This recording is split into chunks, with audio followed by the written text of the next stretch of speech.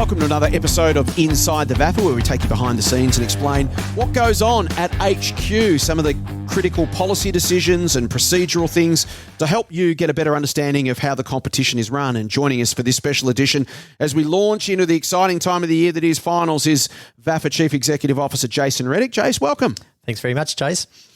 Mate, it is an incredible time of the year, and it's something that, unlike the higher profile leagues such as the AFL, where the finals sort of all play out in a 4-week period, because we've got 31 sections and we've got 13,000 players, we've got clubs all over the place, you can't possibly compact them all into one little 4-week period. So talk us through the VAFA final season, which actually runs, 7 or 8 weeks, really? 8 weeks. 8 weeks.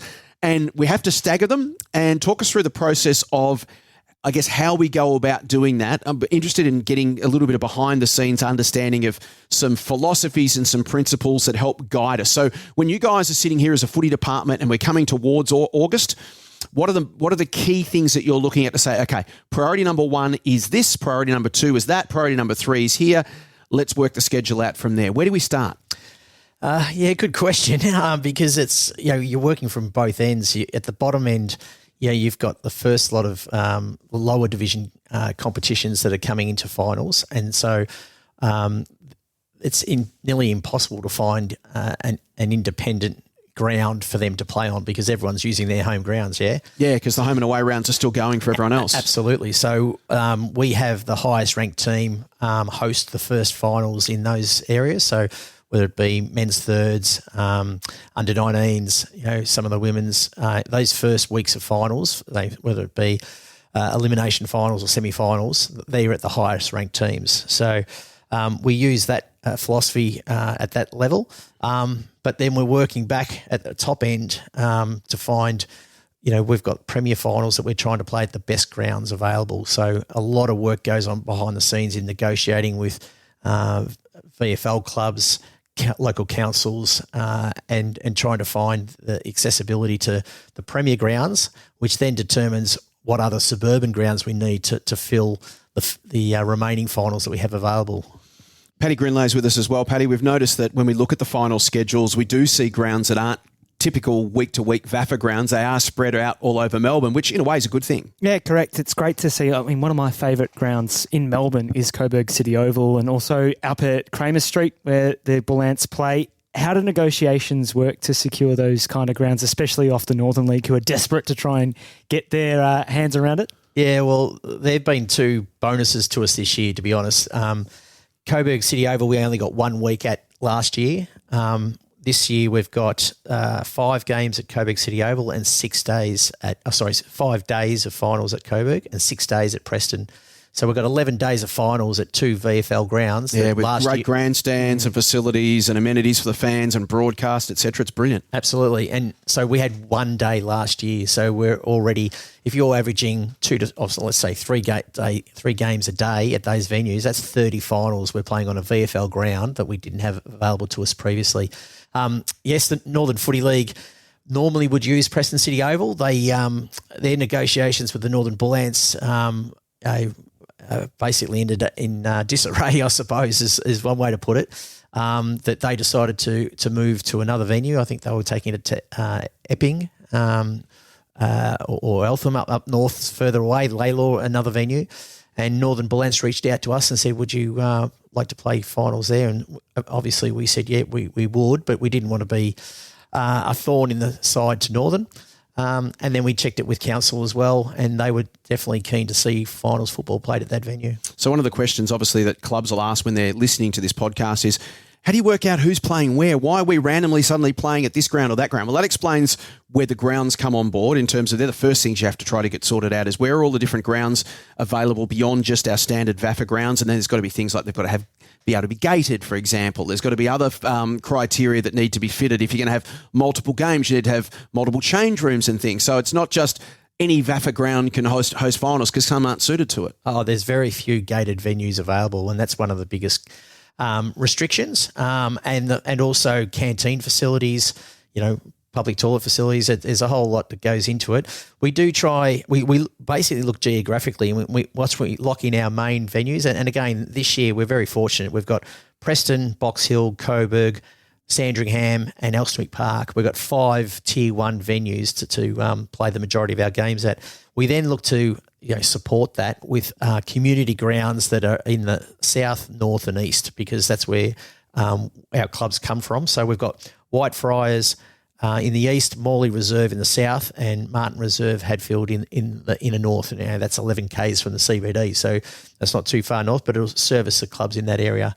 So we try and allocate where best we can the level of competition to the best grounds. So premier games will be played at Elsternwick Park mostly and Sandringham, and then work our way down. But and the lower division games we played at more the suburban community grounds, but in the areas that service those clubs. So, for example, this weekend we've got West Brunswick seniors and reserves from Div 2 playing at Hadfield, and because that's just up the road from where they are, that works out really well. So there's the availability of grounds and the standard of grounds, then there's the geographic location of the ground, and then the next factor on top of that is trying to get clubs that have got multiple teams in different competitions playing games at the same venue, one after the other, so that, for example, this weekend, Old Zabs have got a triple header at Elsternwick Park. So if you're a Zabs fan, you don't have to drive all over town to watch your teams. As much as possible, we try to get them all in the one place on the one day. Absolutely. And that the focus there is to, be able to deliver what the supporters want, all come to one venue. That maximises, the crowds and the people who are watching amateur footy. Any changes from last year as far as policy or gate tickets are concerned? No, we've kept the pricing the same. In fact, the pricing hasn't changed now for 3 years, which is something that we're really proud of. We want to, make it, accessible to the general punter to come along. So that's good. No other changes to policies for the attendance coming along, other than, the one big thing across community football at the moment is behaviour. Yep.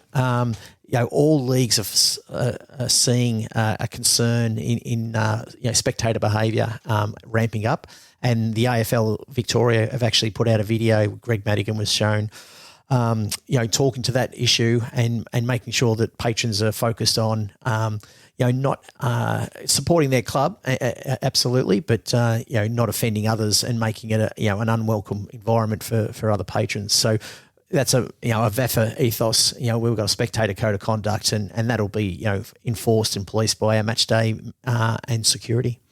Speaking of match day managers, that's the first part's the schedule. We work out who's playing where, but then it's a huge logistical task behind the scenes to run these days. And VAFA Finals days are actually run by the VAFA. Unlike your home and away games, which are run by the clubs throughout the year, the VAFA then step in and, as a neutral venue and as a neutral independent body, we run the finals as well. So those have got to be staffed, and we need to have all the resources and the logistics behind the scenes that need to go into place for all of that to happen as well. Absolutely. So there's a team behind the team that put all our packs and signage and everything together during the week. Then we're going to manage 97 games of football, over 8 weeks, and that means working Saturdays and Sundays for a lot of the staff through all that period. So it's a huge workload for them.